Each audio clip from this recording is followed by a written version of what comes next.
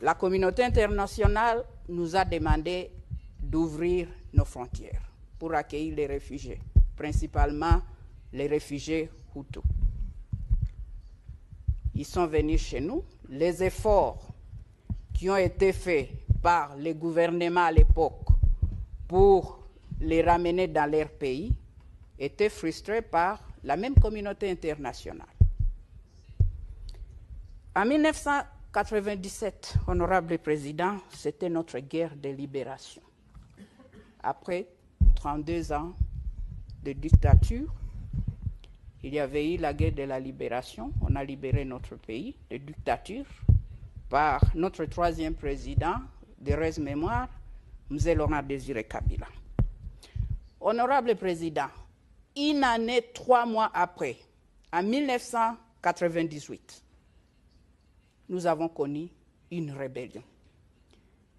Et une rébellion de RCD Goma, qui était soutenue par nos voisins du Rwanda. Ils ont soutenu cette rébellion. 1998, la rébellion jusqu'à 2001, et c'est à cause de cette rébellion, honorable président, notre troisième président a été assassiné, M. Laurent Désiré Kabila, le 16 janvier 2001. Il était assassiné. Malgré tous les efforts qui ont été faits par les pays de la SADC, et je remercie encore, nous savons qu'on avait eu des discussions ici, et je vais revenir à ça. Quand on a assassiné M. Laurent Désiré Kabila, notre troisième président, la guerre a continué. Et vous connaissez l'histoire.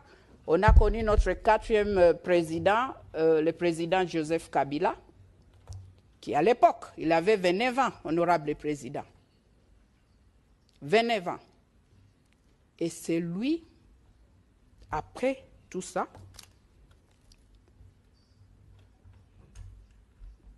nous avons entré dans de dialogues, de discussions, et c'était ici en Afrique du Sud, avec les mouvements rebelles du RCD Goma. Et les autres, la société civile et des autres groupes d'opposition. Honorable président, de 1998 à 2003, le RCD Goma a occupé la partie est de la République démocratique du Congo, c'est-à-dire le Nord Kivu, partie du Sud Kivu. La RCD Goma, Rassemblement des Congolais pour la démocratie, c'était ça. Ils ont occupé cette partie de la République démocratique du Congo avec le soutien de notre voisin, le Rwanda. Ils ont fait 5 ans dans cette partie de notre pays. Mais ils n'ont jamais délogé les FDLR, qui sont des groupes de, je ne sais pas si c'est, comment je peux dire, ce sont des génocidaires, comme il dit, mais ce sont des Rwandais. Ce sont des Rwandais qui sont venus là, comme je vous ai expliqué, j'ai expliqué à cette auguste plénière, mais ils n'ont jamais délogé pendant 5 ans ces groupes de FDLR. Jusqu'à aujourd'hui, ils sont là-bas. Si eux, ils n'étaient pas en mesure de faire ça pendant 5 ans, qu'ils ont occupé notre territoire, honorable président, pourquoi nous parlons de cette histoire jusqu'à aujourd'hui? Excusez-moi, je vais dire, c'est de la mauvaise foi. Parce que l'FDLR a tué beaucoup de Congolais plus que les Rwandais. L'FDLR opère dans notre territoire. Nous avons 2 345 000 km². Mais il y a des pays qui sont plus grands que nous, mais on gère les pays, c'est possible de gérer. Honorable président, c'est ça le problème d'aujourd'hui. Le Rwanda a toujours dit que non, il y a des tentatives d'attaquer le pays, mais je ne sais pas s'il y a un seul jour, que l'honorable peut nous dire, et je ne crois pas que je demande une réponse, qui peut nous dire qu'il y a eu l'FDLR qui est entré dans leur territoire. Honorable président, en 2003, nous avons connu un gouvernement de un président avec 4 vice-présidents, la première en Afrique. C'était notre souci, de ramener la paix dans notre pays, de reconstruire la paix, de construire la paix et reconstruire notre pays.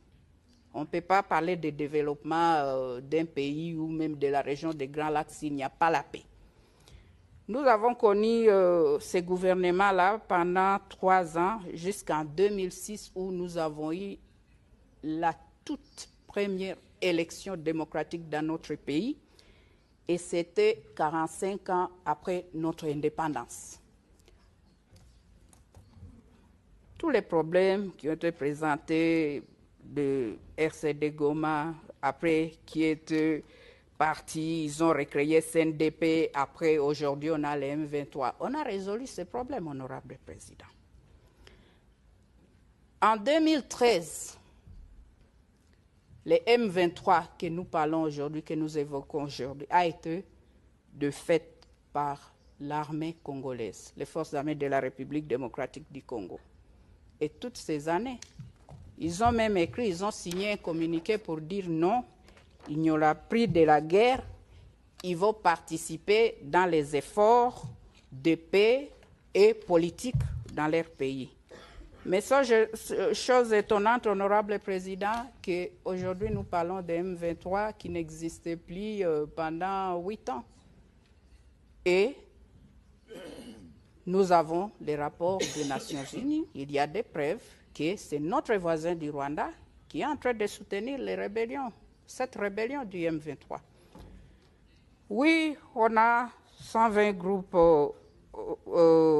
armés et tout ça, mais ce n'est pas ça le problème. Le plus grand problème, c'est le M23 qui est soutenu par nos voisins du Rwanda. Nous sommes condamnés à vivre ensemble, honorable président. Comme je viens de le dire, nous soutenons les efforts de la paix, mais peut-être j'ai une proposition et peut-être nous devons noter ça aussi. Vu que les FDLR, ce sont des Rwandais, peut-être les Rwandais devaient faire un effort pour dialoguer avec eux, parce que ce sont des Rwandais, ce ne sont pas des Congolais. Ils sont en République démocratique du Congo, mais ce sont des citoyens rwandais. Thank you, Honorable President. I see you're showing me that I should stop.